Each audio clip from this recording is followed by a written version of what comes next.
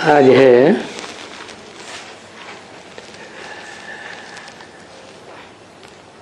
प्रातः क्लास 2 अप्रैल 1967 रविवार को चौथी पेज की मध्याह्न में बात चल रही थी। शंकर क्या करते हैं? कहते हैं भाई वो प्रेरणा करते हैं, प्रेरक हैं। अभी प्रेरणा तो कोई नहीं है। अभी माने कभी माने जिस समय ये मुरली चल रही है ब्रह्मा के मुख से 2 अप्रैल 1967 को उस समय की बात बताई कि अभी कोई प्रेरणा तो नहीं है, क्योंकि शंकर का पार्ट ही नहीं खुला हुआ था। पहले ब्रह्मा का पार्ट, ब्रह्मा भी कोई एक नहीं है। चतुर्मुखी ब्रह्मा दिखाते हैं, पंचमुखी ब्रह्मा दिखाते हैं, तो अव्वल नंबर का ब्रह्मा भी होगा तो परम ब्रह्म कहा जाता है।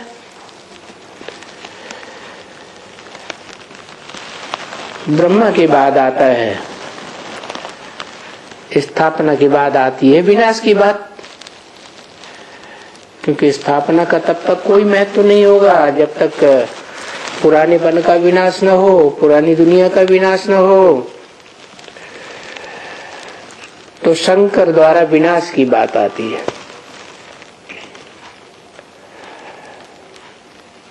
वो तो तब आएगी जब 5 ही ब्रह्मा के द्वारा पार्ट पूरा हो जाए। यज्ञ के आदि में ब्रह्मा के रूप में त्रिमूर्ति ब्रह्मा कह देते हैं भक्ति मार्ग में। तो वास्तव में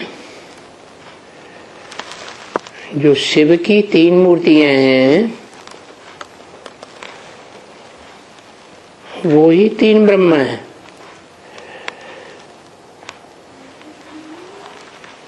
परम ब्रह्म पहला, उसके बाद वो परम ब्रह्म भी,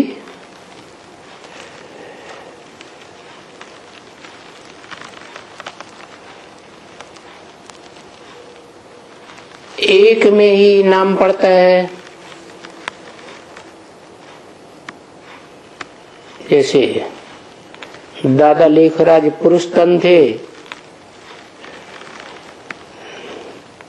तो नाम पड़ा ब्रह्मा। जिसमें भी प्रवेश करता हूं उसका नाम ब्रह्मा देता हूं।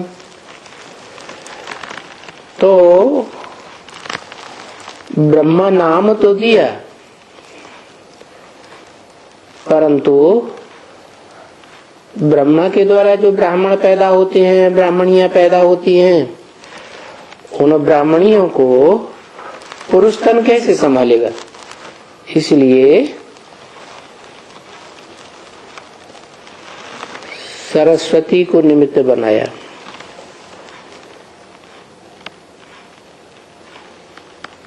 वो भी तो सहयोगी ब्रह्मा हो गई स्थापना के कार्य में। ऐसे ही यज्ञ के आदि में जो परम ब्रह्म था वो तो प्रैक्टिकल रूप तब कहें जब उनकी बेटी हो। तो जो जगदम्बा है, आदि देवी जिसे कहा जाता है, वो निमित्त बनी दादा लेखराज के साक्षात्कारों को सुनाने के लिए, और उसने मुख से सुनाया तो जो ब्राह्मण पैदा हुआ वो पहला ब्राह्मण बना।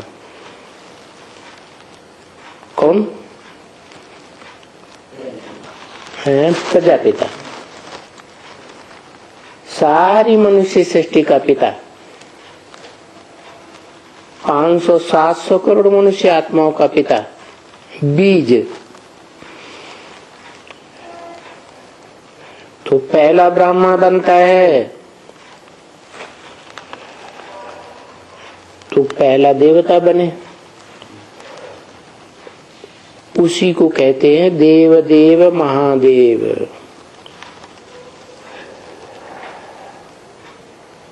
तो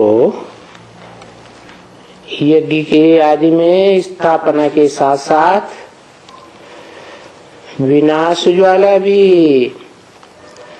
उसी ब्राह्मण से चलती है।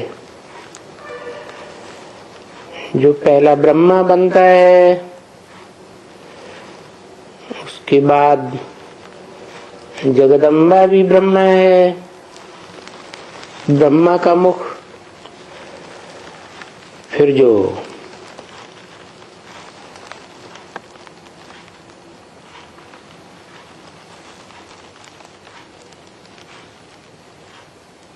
स्त्री चूला है जगदम्बा, और तन धारी आत्मा तो है, परंतु आत्मा जड़त्व में ही है। ज्ञान की गहराई को नहीं पकड़ सकती,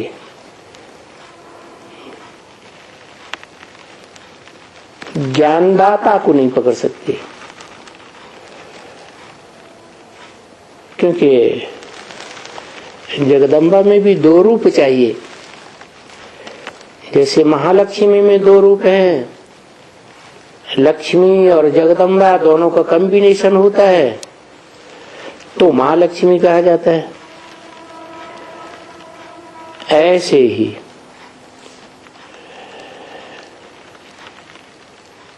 जगदम्बा है प्रकृति का रूप।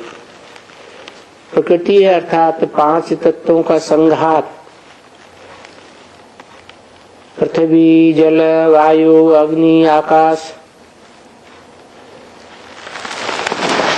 इन तीनों का, 5 का संघात रूप जो प्रकृति है, प्रकृष्ट कृति, वो तो हुई जगदम्बा। परंतु प्रकृति को भी परे चलाने वाला आत्मा तो होनी चाहिए जगदम्बा। तो जगदम्बा का जो आत्मिक रूप है वो ही है लक्ष्मी। तो परम ब्रह्म और साथ में लगा हुआ है प्रजापिता। तो प्रजापिता ब्रह्मा और जगदम्बा, उन दोनों से जो जुड़ी हुई तीसरी शक्ति है, जिसे कहा जाता है महागौरी, क्योंकि आत्मिक रूप है। तो इन तीनों शक्तियों का जो कॉम्बिनेशन है वो ही संपन्न बनने पर कहा जाता है शंकर, जिसमें शिव वाली आत्मा संपन्न रूप से स्मृति में समा जाती है। तब कहा जाता है शंकर का पार्ट। और उस शंकर को ही रुद्र कहा जाता है, जिस रुद्र से सबसे पहले रुद्रमाला तैयार होती है रुद्र वत्सों की।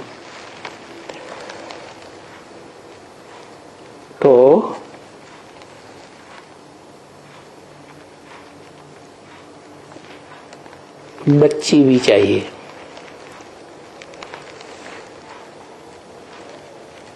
तो वो बच्ची हो गई जिसे हम कहते हैं लक्ष्मी। ज्यादा पवित्र कौन होती है, माँ, बाप या बच्ची? बच्ची को ही ज्यादा पवित्र कहेंगे।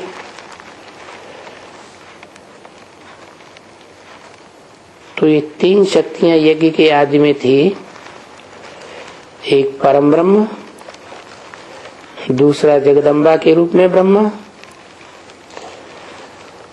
और तीसरा बच्ची के रूप में। इसलिए कहा जाता है कि दो शक्तियां हैं, राधा और सीता।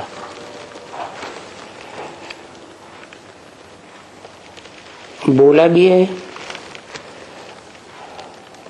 राधा भी निकली तो सीता भी निकली।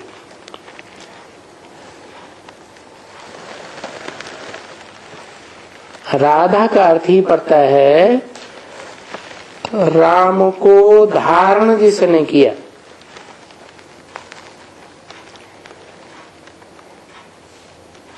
अपने जीवन में शुद्धता पूर्वक। तो जिस आत्मा ने जन्म जन्मांतर राम वाली आत्मा को धारण किया पवित्र संबंध के रूप में, तो वो राधा कही गई। राधा तो एक ही होती है, बाकी तो सब गोपियों में नाम आते हैं। ये पवित्रता की बात है।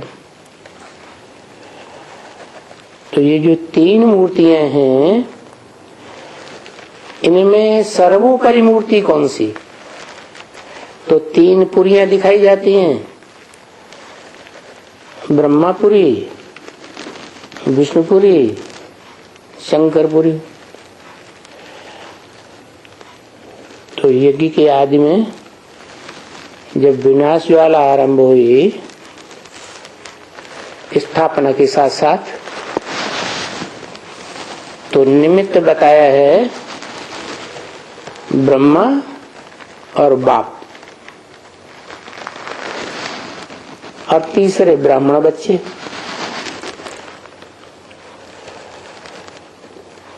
तो तीसरी वो बच्ची हो गई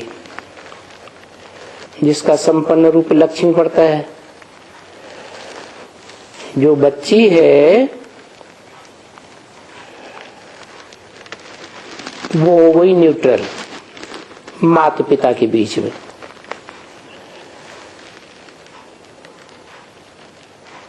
उसको कहते हैं बैलेंस रखने वाली विष्णु।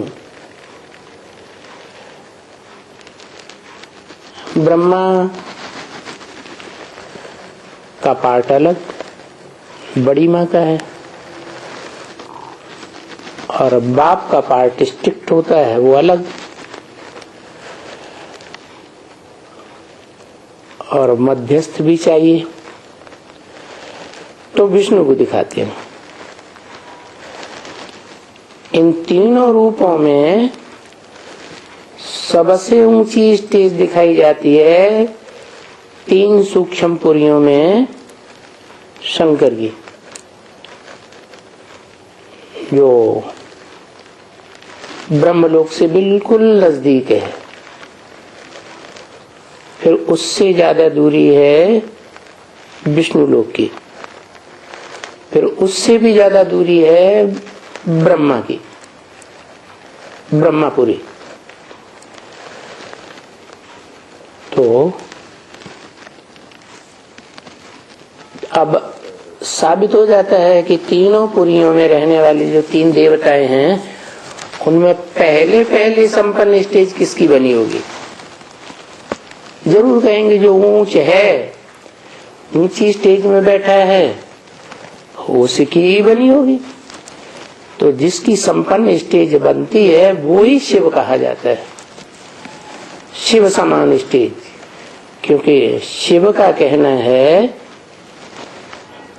जो शिव सदैव ज्योतिबिंदु निराकार आत्मा के रूप में स्थित रहता है, स्वस्थिति में स्थित रहता है, कभी देहभान में आता ही नहीं है, वो शिव ही ऊंचते ऊंच ईश्वर कहा जा सकता है, भगवान कहा जा सकता है। तो जो ऊंचते ऊंचे आत्मा है, जिसे अंग्रेज लोग भी कहते हैं supreme soul, supreme God father, फिर वो कहते हैं हेवनली गॉड फादर।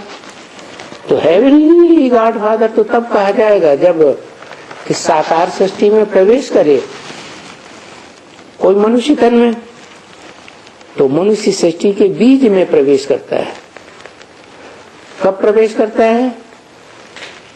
जब दादा लेखराज के साक्षात्कारों को वो जगदम्बा माता सुनाती है तो मुखवंशावली बनता है, पहला ब्राह्मण बनता है।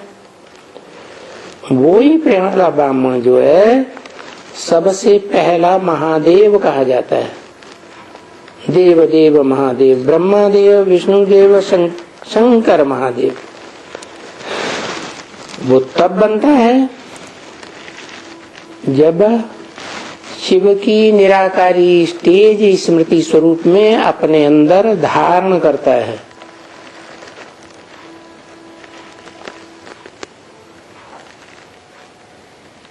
तब कहा जाता है शंकर है, जिसमें ब्रह्मा, जिसे ज्ञान चंद्रमा कहते हैं, वो भी प्रवेश करके पाठ बजाता, और विष्णु वाली आत्मा भी स्वभाव संस्कारों से मिलकर के एक होकर के रहती है। और वो मनुष्य सृष्टि का बीज राम वाली आत्मा तो है। तो तीनों आत्माओं का पाठ एक ही रूप में चलता है तो शंकर कहा जाता है। वो संपन्न स्टेज ही ऐसी आत्मा की वाइब्रेशन की परिपूर्ण स्टेज धारण करती है कि प्रेरणा देने से ही कोई को परिवर्तन कर सकती है। प्रेरणा दे करके वैज्ञानिकों के द्वारा एटॉमिक एनर्जी का विस्फोट करा सकती है। तब कहा जाता है कि शंकर ने प्रेरणा दी। वो तो उस समय की बात है जब कहें ब्रह्म वाक्य कि तुम बच्चों को तमो प्रधान से सतो प्रधान बनने में 40 से 50 वर्ष लगते हैं। तो जिन बच्चों को बोला है उनकी संख्या तो ज्यादा है, लेकिन उनमें जो अव्वल नंबर बच्चा है शिव का, वो तो शंकर है, जो याद की स्टेज में ब्रह्मलोक से सबसे नजदीक है। और वो ब्रह्मलोक है ही शिव के रहने का स्थान, आत्माओं के बाप का घर। तो शंकर वाली आत्मा ही संपन्न बन करके प्रेरणा देने का कार्य अव्वल नंबर करती है। बाकी सब जितने भी रुद्रमाला के मणके हैं, आत्माएं हैं, वो सब सहयोगी का काम करते हैं। तो ये कहा जा सकता है कि 2/4/67 के दिन जो वाणी बोली उस समय के लिए बोला कि अभी प्रेरणा तो कोई नहीं है ना। उस समय प्रेरणा कैसे होगी? शंकर का पार्ट ही नहीं है, प्रैक्टिकल में कोई व्यक्तित्व ही उभरा नहीं है, तो कैसे कहें? इसलिए बोला कि हम प्रेरणा आदि अक्षर नहीं कहते हैं। कहने की बात तब हो जब प्रैक्टिकल में हो। हम ड्रामा को कहते हैं कि ड्रामा में ऐसा हुआ वैसा हुआ। ड्रामा का प्लान बुद्धि से समझा जाता है कि ये बेहद का ड्रामा है मनुष्य सृष्टि रूपी रंगमंच, जहां मनुष्य की बुद्धि दिनों दिन तमो प्रधान बनती जाती है। क्योंकि दुनिया की हर चीज 4 अवस्थाओं से पसार होती है, ये सृष्टि भी 4 अवस्थाओं से पसार होती है। सतयुग, त्रेता, द्वापर, कलयुग, सत्व प्रधान, सत्व सामान्य, रजो और तमो। तो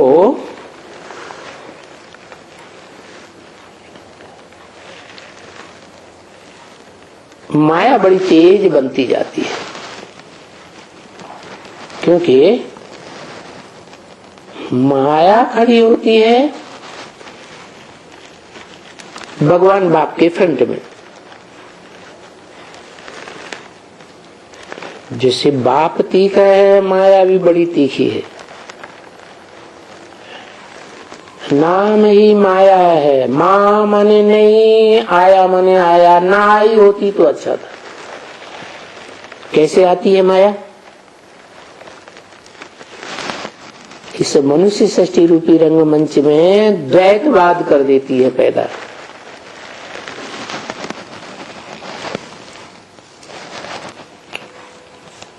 आत्मिक स्थिति में सदैव रहने वाला, स्व स्थिति में सदैव रहने वाला शिव स्वर्ग स्थापना की शक्ति रखता है, और माया देह अभिमानी है। तो माया देह के 5 तत्वों की शक्ति को अपने हाथ में करती है। इसीलिए बोला था अव्यक्तवाणी में, माया ने जब रुद्र वत्सों के योग बल से तंग आ गई, माया हार चुकी, तो क्या किया?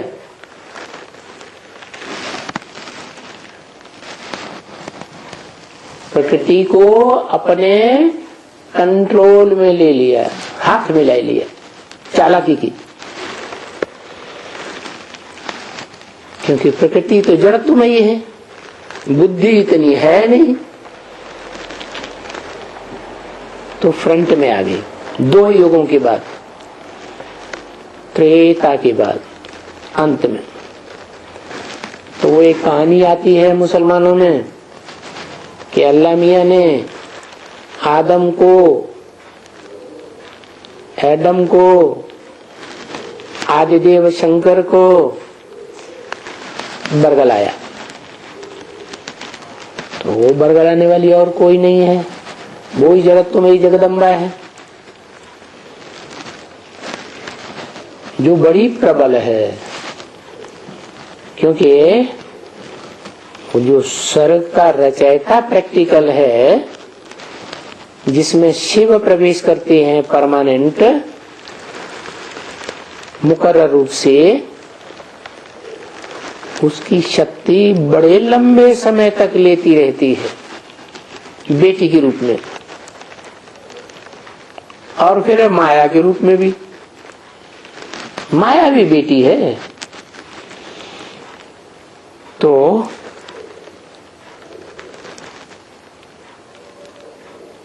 जगदम्बा भी माया बेटी जैसी हो गई,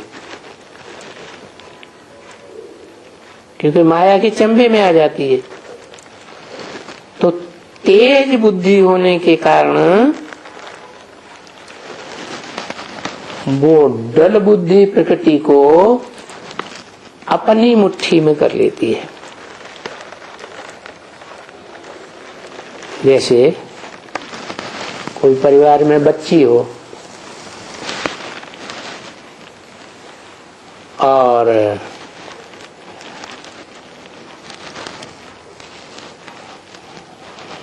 वो बच्ची किसी बात पर बाप से लड़ जाए तो पहलौठी की बच्ची है ना, तो क्या करती है, बुद्धि में तीखी होती है, तीक्ष्णता के कारण वो मां को अपनी मुट्ठी में लेती है।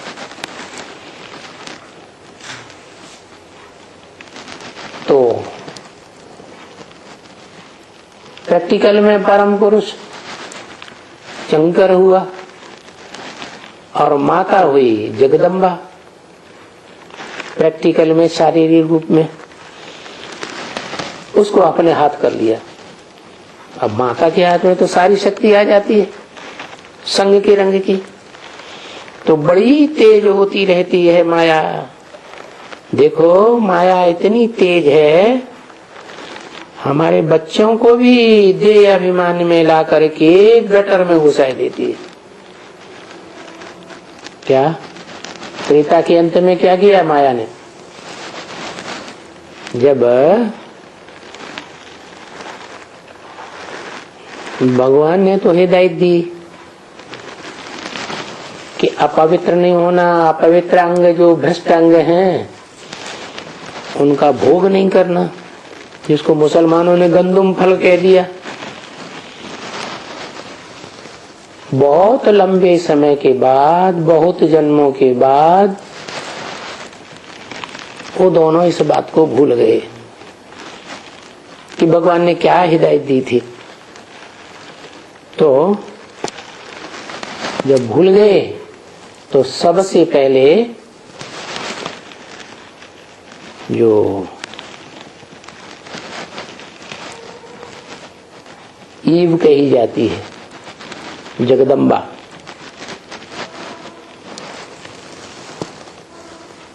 आदम की सहयोगिनी विशेष, वो ईव ने आदम को बरगलाया कि तुम इन भ्रष्ट अंगों का जो शरीर के बीच में मध्य में है, ये बगीचा का बीज का फल खाओ। तो अव्वल नंबर का बच्चा है आदम, उसको पहले पहले गटर में डाला।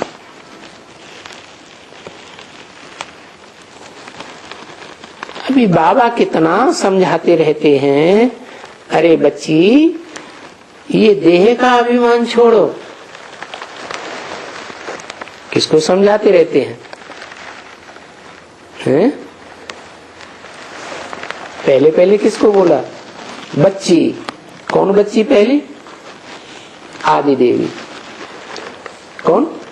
जगदम्बा। देह का भान छोड़ो, कोई के देह के साथ प्रीति नहीं रखो। संग का रंग लगेगा तो प्रीति बढ़ेगी या नहीं? जैसे गीता में कहा, संगात संजायते कामा, संग करने से कामना पैदा होती है, इच्छा पैदा होती है, तो इसके साथ और रहें। तो बताया कोई देहधारी के प्रति देह के साथ प्रीति नहीं रखो।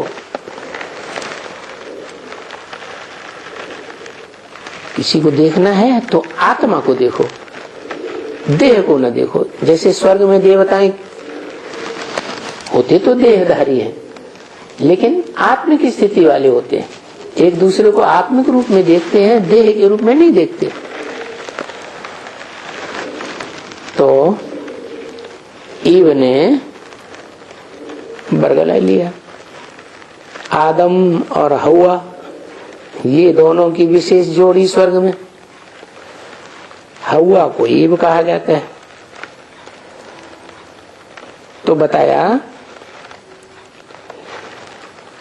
तुम उनके साथ प्रीति रखो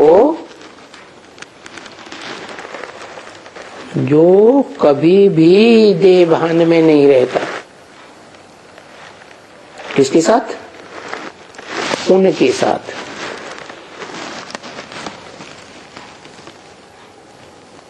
उनके साथ माने एक या दो, जरूर दो, एक तो वो निराकार आत्मा जो सदैव निराकारी स्टेज में रहती है, सदैव स्वस्थिति में रहती है, परंतु वो आत्मा अकेली कुछ कर नहीं सकती बिना शरीर के।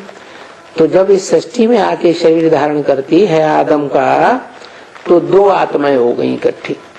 इसलिए बोला, बच्ची तुमको उनके साथ प्रीति रखनी है। उनके माने उसके नहीं कहा, उनके साथ। उनके साथ माने दो आत्माएं का कॉम्बिनेशन हो गया, एक सुप्रीम सोल और दूसरा वो जिसमें मुकर्रर रूप से प्रवेश करता है वो आदम, आदिदेव शंकर।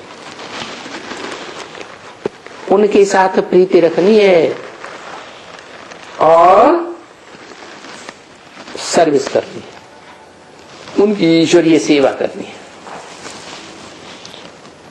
कहां भी फंसो मत, क्या उनके अलावा और कहीं भी नहीं फंसना है। मेरा तो एक शिव बाबा, दूसरा न कोई।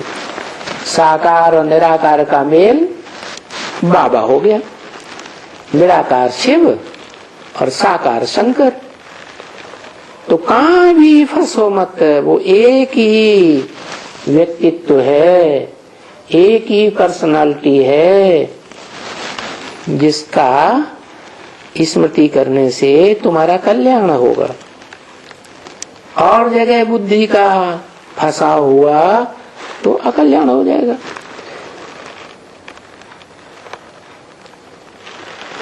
कोई कहते हैं बाबा हम यहां नहीं रहेंगे, हम तो यहां जाएंगे।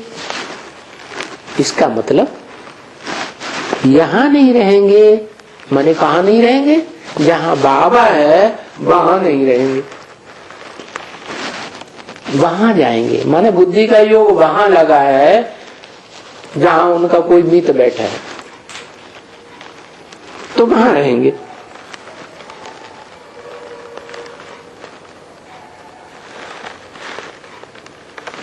यहां नहीं जाएंगे, वहां जाएंगे। देखो ये माया है ना,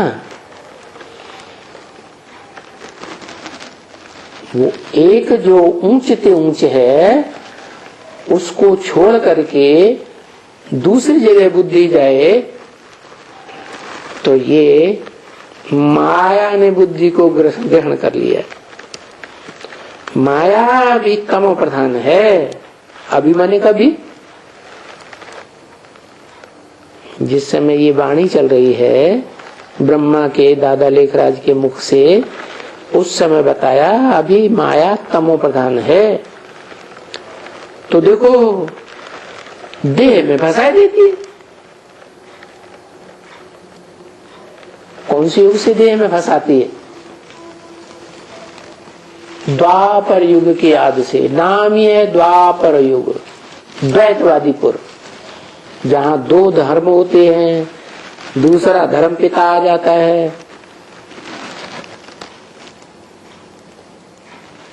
दो राज्य होने लगते हैं, दो भाषाएं हो जाती हैं, दो मतें हो जाती हैं, दो दो कुल हो जाते हैं। तो माया क्या करती है? स्त्रियों को स्त्रियों में भी फंसाई देती है और पुरुषों को पुरुषों में फंसाई देती है। ऐसे भी करती है कि जिसमें बुद्धि फंस जाएगी स्त्री की स्त्री में, फिर उस स्त्री की याद आएगी। जिस पुरुष में बुद्धि फंस जाएगी पुरुष की, फिर वो पुरुष याद आएगा। मतलब इस समय में तमो प्रधान है माया। एकदम नाक से पकड़ करके फंसाई देती है। क्या नाक से क्यों कहा? नाक किस प्राणी की बड़ी होती है? हाथी की बड़ी होती है। हाथी में देहभान बहुत होता है, सारा दिन हिलता रहेगा देहभान के साथ। तो ऐसे देह अभिमानी जो हाथी जैसे हैं उनकी नाक पकड़ती है और नाक पकड़ करके एकदम फंसाए देती है देहधारियों में। और जब फंसाए देती है तो इनका पता भी नहीं पड़ता कि हमको फंसाए दिया,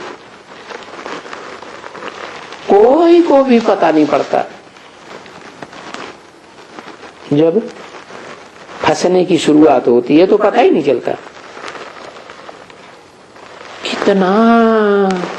कितना बाप समझाते हैं कि भाई श्रीमत पर चलो, देवान में मत आओ, देह के आकर्षण में न आओ, देह के संबंधियों में न फंसो, देह के पदार्थों में बुद्धि न फंसाओ। नहीं, चल ही नहीं सकते हैं, यानी चल नहीं सकते हैं। कहते भी हैं मुझे श्रीमत पर चलना है, लेकिन चल नहीं सकते हैं, है ना? क्यों? जब चाहते भी हैं कि हमें चलना है श्रीमत पर, फिर क्यों नहीं चलते हैं? क्योंकि पूर्व जन्मों का ऐसा हिसाब किताब बन जाता है क्या कि जिन जिन देहधारियों के साथ प्रीति रखी है वो देहधारी हिसाब किताब लेने आ जाते हैं माया के रूप में, तो चल नहीं सकते हैं, है ना? वो अपनी ही रावण की मत झट बुद्धि में चलती रहती है।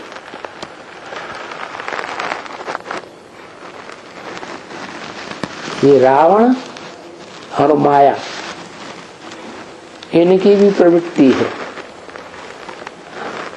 जिनको रामायण में मंदोदरी कह दिया। मंद बुद्धि वाली, बुद्धि रूपी पेट है मंद, तीक्ष्ण बुद्धि नहीं है। जैसे रावण जेल से छोड़ता ही नहीं है, ऐसे तुम सीता रूपी आत्माओं को रावण पकड़ लेता है, माया रावण। देह अभिमान की जेल से रावण छोड़ता ही नहीं है। देह अभिमान बड़ी मुश्किलात की बात है।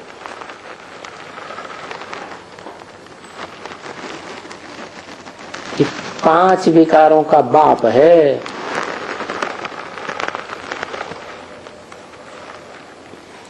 इसलिए बाप कहते हैं अपन को आत्मा समझना, सदैव आत्मा समझना, देह नहीं समझना। आत्मा ही अविनाशी है, देह तो विनाशी, आज है कल नहीं रहेगी। और बाप को याद करना,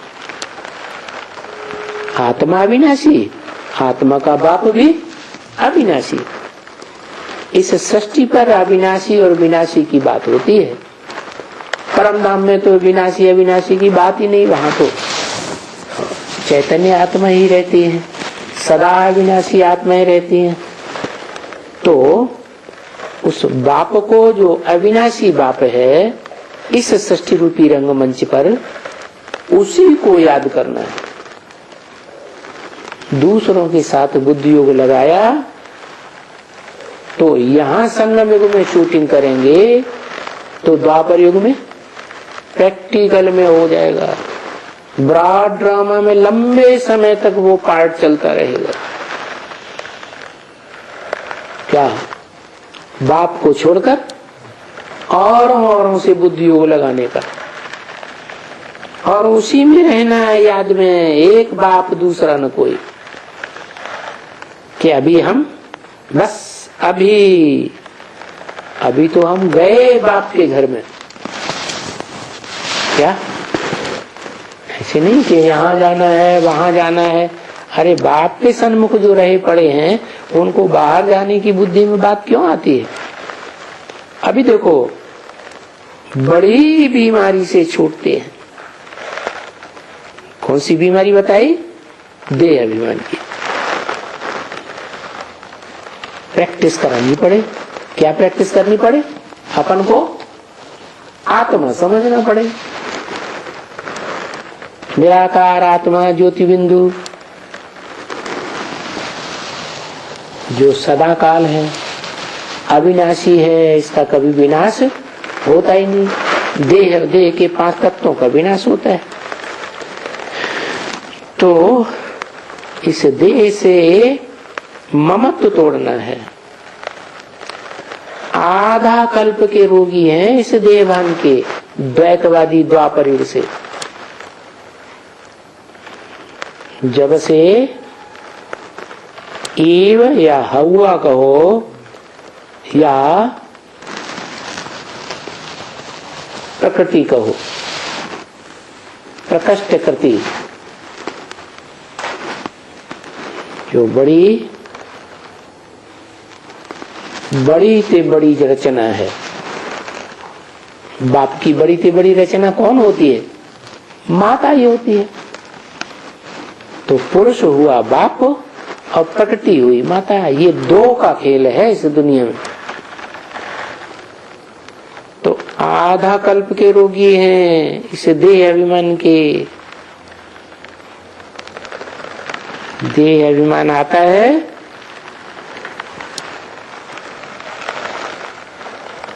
तो हेल्थ, वेल्थ, हैप्पीनेस, ये तीनों को बर्बाद करता है। ये हेल्थ, वेल्थ और हैप्पीनेस, ये तीनों ही हो तो निरोगी काया, बड़ी काया, बहुत सुख पवित्रता। अभी कलयुग अंत में ये तो नहीं है ना। न स्थायी हेल्थ किसी के पास है, बीमारियां लगती रहती हैं। न वेल्थ स्थायी है किसी के पास, और जब हेल्थ वेल्थ नहीं तो हैप्पीनेस तो हो ही नहीं सकती। तो सभी रोगी, बीमार, गंदे, डर्टी क्या है इस दुनिया में इस समय में। इसलिए इस दुनिया को वैश्यालय कहा जाता है ना, शिवालय नहीं कहा जा सकता। क्योंकि शिवालय है हेवनली गॉडफादर का हेवन, स्वर्ग, जहां एक के साथ बुद्धि योग लगता है। राधा की दृष्टि कृष्ण में डूबेगी, कृष्ण की दृष्टि राधा में डूबेगी। देवी देवताओं की दृष्टि विचलित नहीं होती, तो उसे कहेंगे शिवालय। जैसे शिवालय में जाते हैं, भक्ति मार्ग में देखते हैं मंदिर हैं शिव के, तो जो भी देवताओं की मूर्तियां हैं चारों ओर बैठी हुई हैं शिवालय में, वो एक शिव को देख रही हैं, एक शिव को याद कर रही है, तो उसे कहा जाता है शिवालय। और आज की दुनिया क्या बन गई? सबकी दृष्टि, सबकी वृत्ति, सबकी कान, सबका मुख, पता नहीं जिस किससे रज रज के बातें करते रहते। इसको कहा जाता है वैश्यालय। विशेष इंद्रियां हो गई नरक। क्या? नरक, स्वर्ग नहीं। क्यों? स्वर्ग बनता ही है जो सदैव उस स्थिति में रहता है, वो स्वर्ग बनाने के निमित्त बनता है, प्रैक्टिकल में बनता है, शरीर के द्वारा स्वर्ग बनाता है। नर किसे कहा जाए? कहते हैं नर अर्जुन को भगवान ने स्वर्ग में नारायण बनाया। तो स्वर्ग तो हेवनली गॉडफादर बनाता है, फिर नरक को कौन बनाता है? नर जिसे मनुष्य कहा जाता है, जो चंचल मन वाला होता है, उसको कहा जाता है नरक।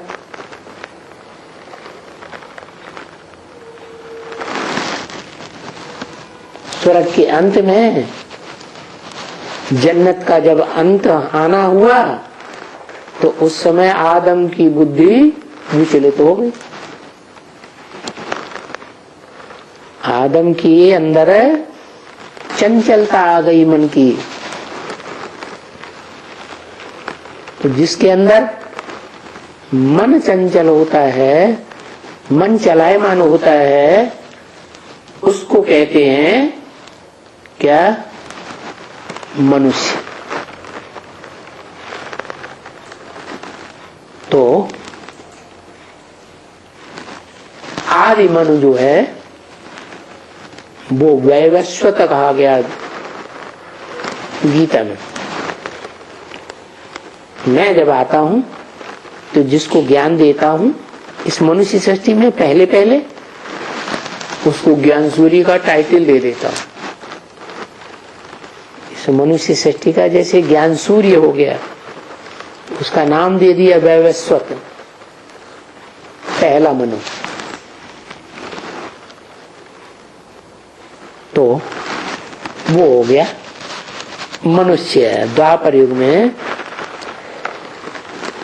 ये सप्तऋषि हुए हैं जिन्होंने बहुत मनन चिंतन मंथन किया है, शास्त्र को तैयार किया है। तो मन चलायमान हुआ, माना नरक नर ने बनाया, और रौरव नरक बन जाता है कलयुग के अंत में। अभी नरक, फिर रौरव नरक। वो बात कोई पढ़ते तो हैं। देखो ये ब्राह्मण बैठ करके पढ़ते हैं, ये गरुड़ पुराण जिसमें रौरव नरक की बातें दिखाई गई हैं, परंतु उन ब्राह्मणों को न कुछ समझ है और न सुनने वालों को समझ है। उसका गहरा अर्थ क्या हुआ? ऊपर ऊपर पढ़ते रहते हैं। तो भाई उनको क्या कहेंगे? उनको कहेंगे जैसे बंदरों की आवाज किलकारियां मारते रहते हैं, जैसे ये कहते हैं ना, आवाज गुर्र गुर्र करते रहते हैं, बंदर गुरगुराते हैं ना। कुछ समझते नहीं थे, हम खुद समझते हैं। हम आगे जो कुछ भी थे कास्ट में, भक्ति का बड़ा नशा था और गीता पढ़ने का बहुत नशा था, परंतु गीता के अर्थ को समझते ही नहीं। कहते भी हैं कै समझे कवि, कै समझे रवि। या तो ज्ञान सूर्य स्वयं आ जाए इस सृष्टि पर तो वो सही अर्थ बता सकता है, या तो जिसने गीता लिखी वो सही अर्थ बता सकता है। दोनों में से कोई नहीं है मौजूद, तो बताएगा कौन? तो भक्ति मार्ग के टंट घंट करते रहते थे, तिलक लगाते थे। वास्तव में तिलक लगाने की बात नहीं है, आत्मिक स्थिति में टिकने की बात है। फलाना करने का भक्ति का बड़ा नशा था, परंतु अभी मालूम पड़ा है ये भक्ति तो सारा बंदरों का नशा था, बंदर बनने का नशा था। अभी पता चला है कि हम भक्ति से दुर्गति को पाते हैं, बुद्धि की दुर्गति हो जाती, मन की दुर्गति हो जाती, नेगेटिव संकल्प करने लग पड़ते, बंदर बन गए ना। तो अभी उसको मालूम तो नहीं है कि भक्ति क्या है, ज्ञान क्या है, वैराग क्या है। असली बात तो ये है कि ज्ञान एक से आता है, एक भगवान ऊंचते ऊंच से ज्ञान आता है। वो ज्ञान मिलता है जिनको, तो उनको भक्ति के आडंबरों से वैराग आ जाता है, कर्म कांडों से वैराग आ जाता है। ये अंधश्रद्धा के कर्म कांड है ना, भक्ति में लिख दिए है। भक्ति से भगवान मिलेगा। भक्ति पूरी होगी तो भगवान मिलेगा। तो भी खुश होकर के भक्ति ही करते रहते हैं कि जल्दी जल्दी हमारी भक्ति पूरी हो। भक्ति माने भागना, भाग करके कहीं जाने का तो लक्ष्य होता ही है। तो भागदौड़ पूरी हो तो पहुंचे। तो भक्ति पूरी होती है तो भगवान तक पहुंचते हैं। तो भक्ति तो करते ही रहते हैं, ये नहीं समझते हैं कि भक्ति से दुर्गति होती है।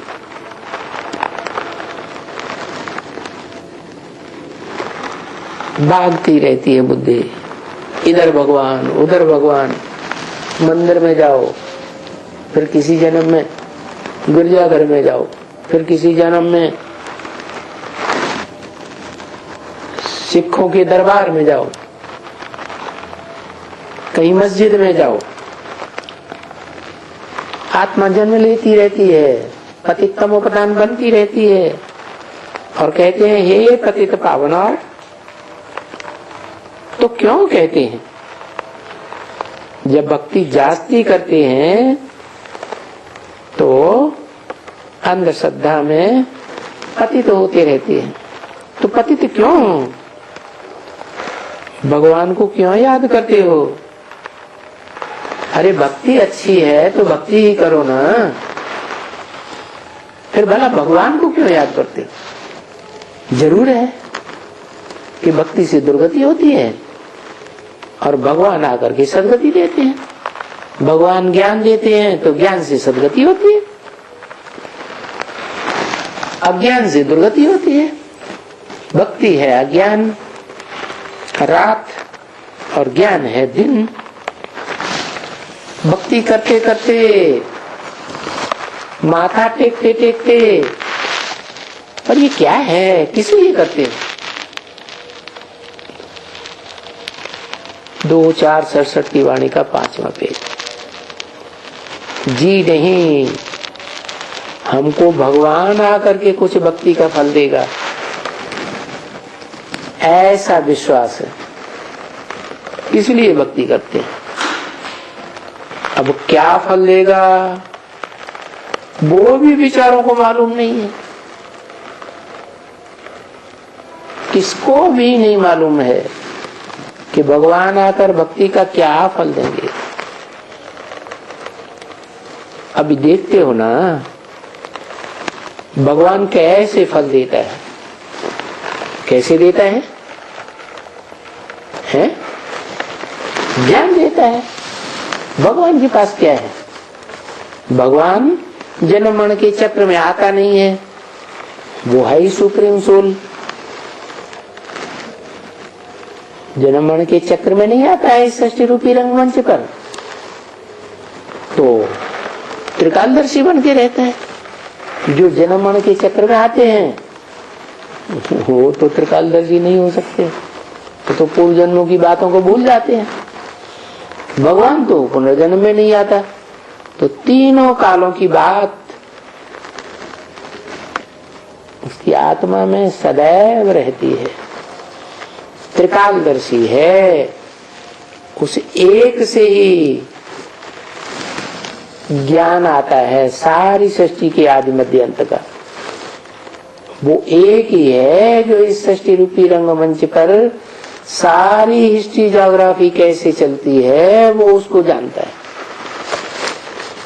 तो भगवान कैसे फल देते हैं? जो तीनों कालों का ज्ञान है इस सृष्टि रूपी रंगमंच का, वो सारा ज्ञान देते हैं। अपना भी ज्ञान देते हैं, अपनी भी जानकारी देते हैं, और बच्चों के अनेक जन्मों की भी जानकारी उस ज्ञान से मिल जाती है। अब ये बातें तो बाप ने आकर के सन्मुख समझाई ना।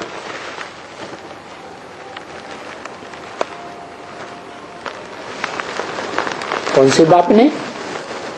कहेंगे सुप्रीम सोल गॉड फादर ने समझाई, लेकिन वो तो निराकार है, कैसे समझाता है?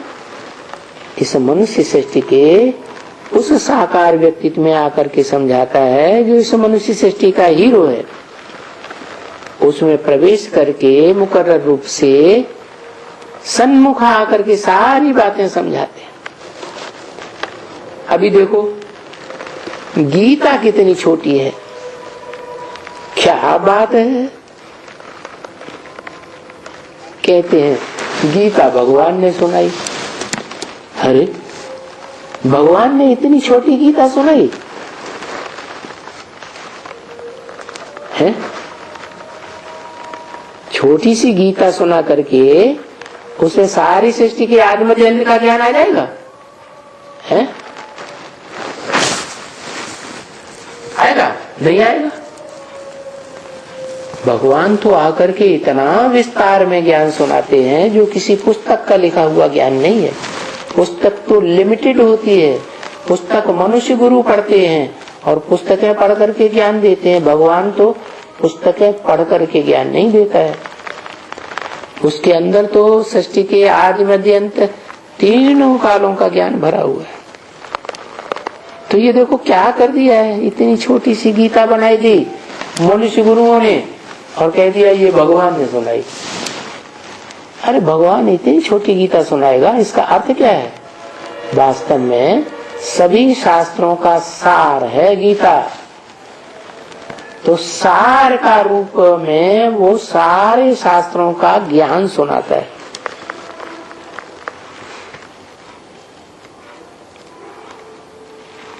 भागवत में तो चर्याई लिखी पड़ी है, सब कुछ चर्याई, इसको भगाया उसको भगाया। अरे भगवान किसी को हाथ पकड़ करके भगाता है क्या है? ये तो मन बुद्धि में ज्ञान बैठता है तो भागते हैं। सब कुछ चर्याई की बातें, पागलपन की बातें हैं। बाकी गीता में क्या लिखा है पड़ा है एकदम। ये गीता वालों ने कितना नुकसान कर दिया जो बैठ करके गीता की व्याख्या करते हैं। गीता संस्कृत में लिख मारी,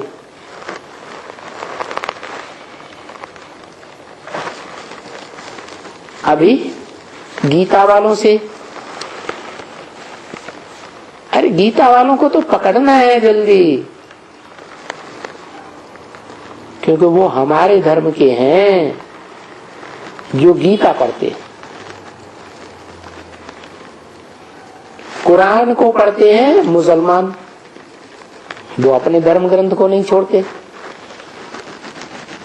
क्रिश्चियन पढ़ते हैं बाइबल, वो अपने ग्रंथ को पढ़ते हैं, किसी दूसरे का धर्म शास्त्र नहीं छुएंगे। जो सिख हैं वो गुरु नानक की वाणी पकड़ते हैं। तो हर एक धर्म वाला अपना धर्म ग्रंथ पकड़ता है। बौद्धि हैं वो अपना धर्म ग्रंथ पकड़ते हैं। तो भगवान ने ही एक ऐसा शासन करने का विधान बनाया था, सुनाया था, जिसे गीता कहा जाता है।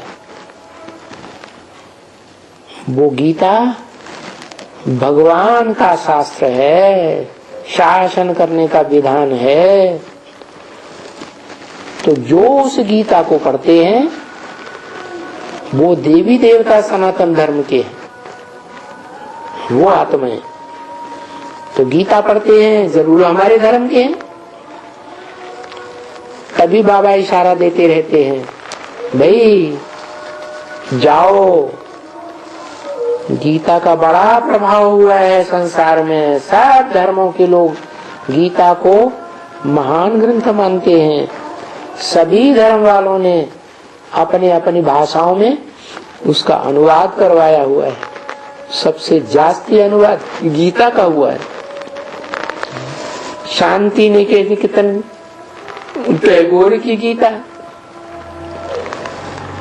टैगोर को सब गुरु कहते हैं ना, क्योंकि गीता टैगोर की भी गीता बनी हुई है। टैगोर की गीता, गांधी जी की गीता,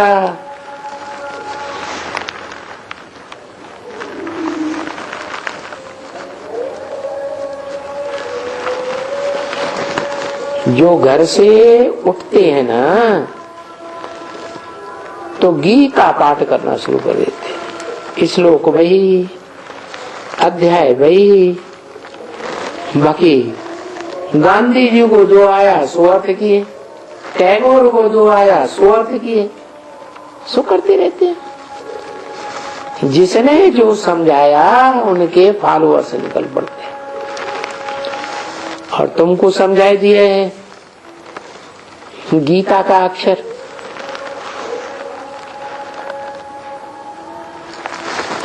पहले तो बोलो, पहले अक्षर ही दूसरा कि भगवान वाच। ये सिर्फ एक ही शास्त्र है जिसमें भगवान वाच है दुनिया में, और दुनिया में कोई शास्त्र नहीं है जो भगवान ने स्वयं बोला हो। वो संस्कृत का नहीं, कोई भी धर्म पिता आकर के कोई शास्त्र नहीं लिखता है, ओरली सुनाते हैं, ओरली ही सुनाया है। तो भगवान भी जब इस सृष्टि पर आते हैं तो कोई गीता शास्त्र लिखते नहीं है। ये तो भक्ति मार्ग में मनुष्य गुरुओं ने द्वैतवादी युग में बनाया, छोटी सी गीता बनाई थी संस्कृत की। वास्तव में भगवान तो सृष्टि का आज मध्य अंत का बड़ा लंबा चौड़ा ज्ञान सुनाता है। ये कोई पुस्तकों का बंधा हुआ ज्ञान नहीं है, इसका तो बड़ा विस्तार हो जाता है। कहते हैं कि सारे जंगल की कलमें बनाओ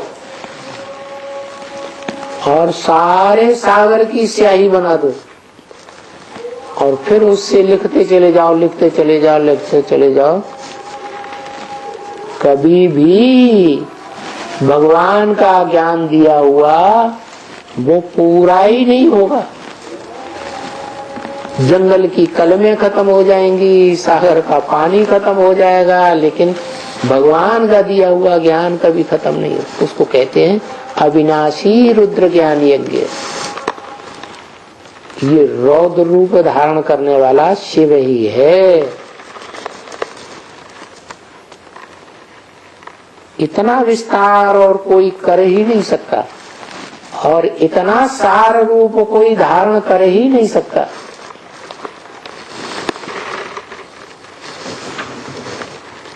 तो बोला पहला अक्षर है भगवान वाच, और दूसरा जो भगवान वाच है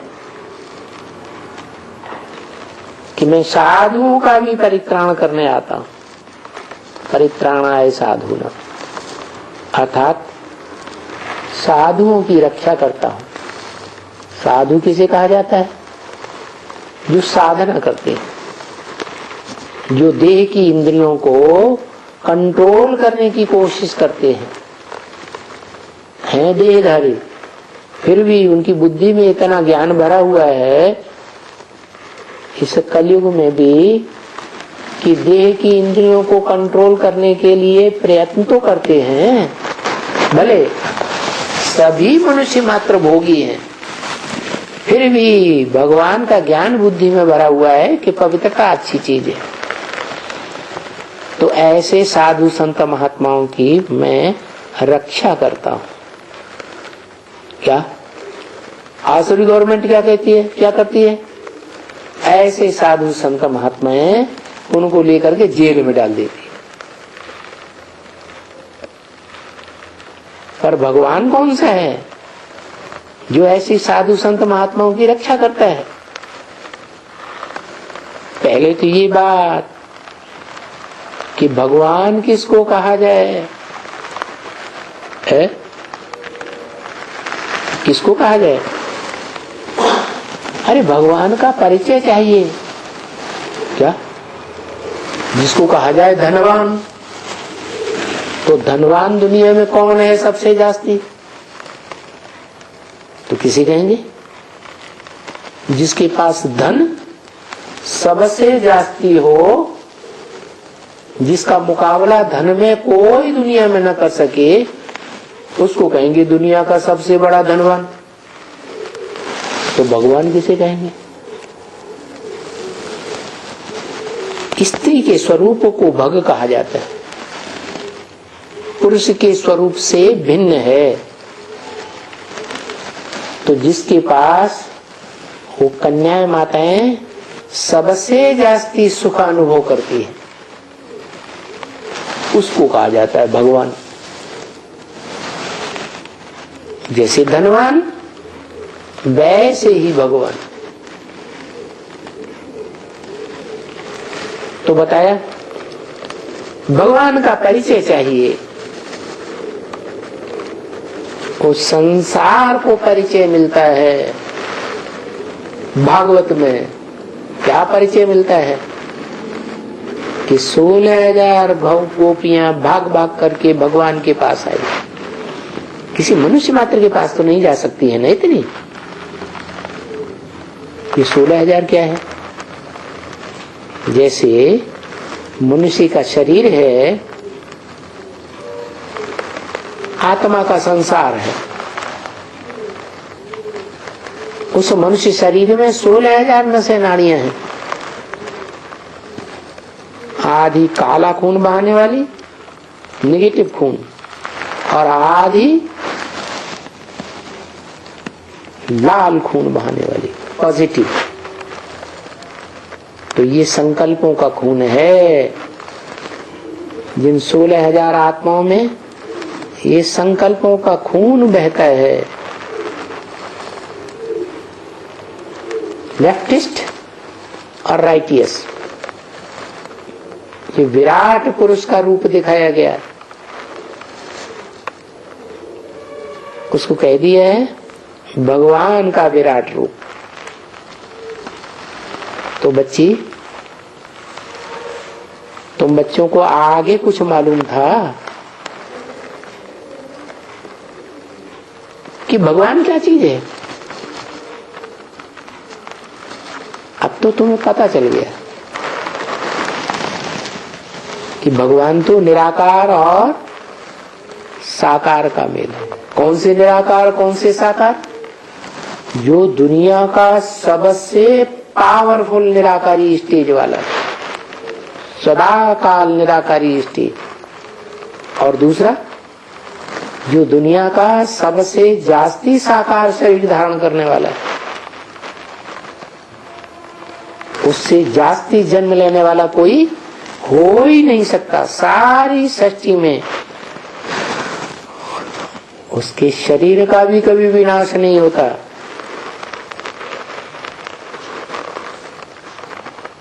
वो भगवान कहा जाता है, साकार और निराकार का मेल। तो भगवान कैसे आते हैं? गुप्त में आते हैं पहले कि प्रत्यक्ष में आते हैं? जरूर गुप्त में आते हैं। जैसे कोई भी बच्चा है, माँ के पेट में पहले गुप्त होता है, बाद में प्रत्यक्ष होता है। ऐसे भगवान भी पहले गुप्त पार्ट बजाता है सृष्टि रूपी रंगमंच पर। जो गोप गोपियां हैं वो ही पहचान पाते हैं। जितने गुप्त भेद वाले उतने जास्ती पहचानने वाले। तो भगवान कैसे आते हैं? सो तो अभी अनुभवी हो गए तुम कि देखो दुनिया नहीं जानती है और तुम बच्चे जानते हो। तो आगे तो कुछ भी नहीं मालूम था।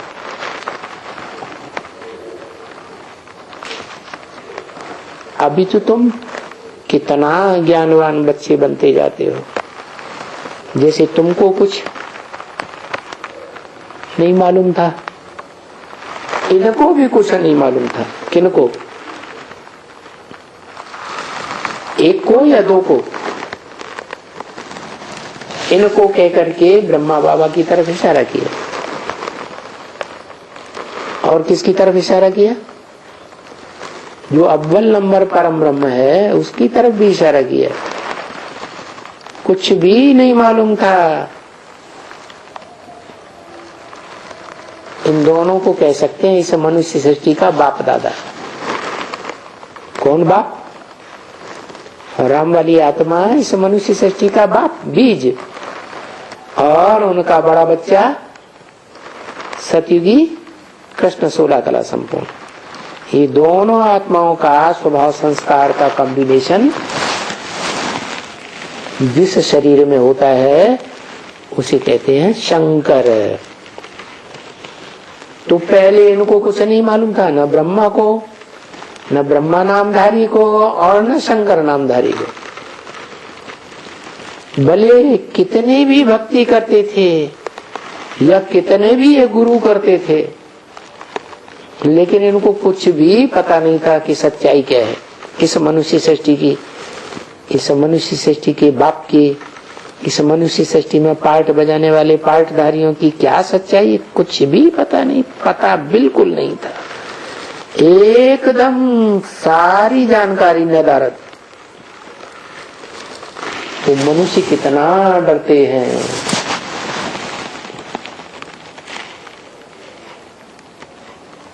उनको भक्ति कितनी अच्छी लगती है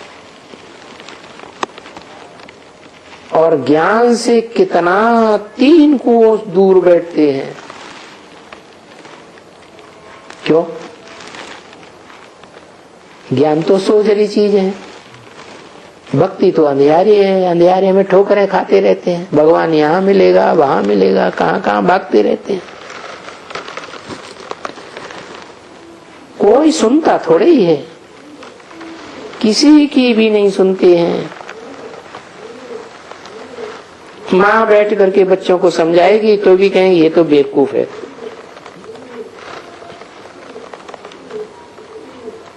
ये हमको ऐसी शिक्षा देती है। तो ऐसे तो फिर पावन कैसे बनेंगे? बन ही नहीं सकते।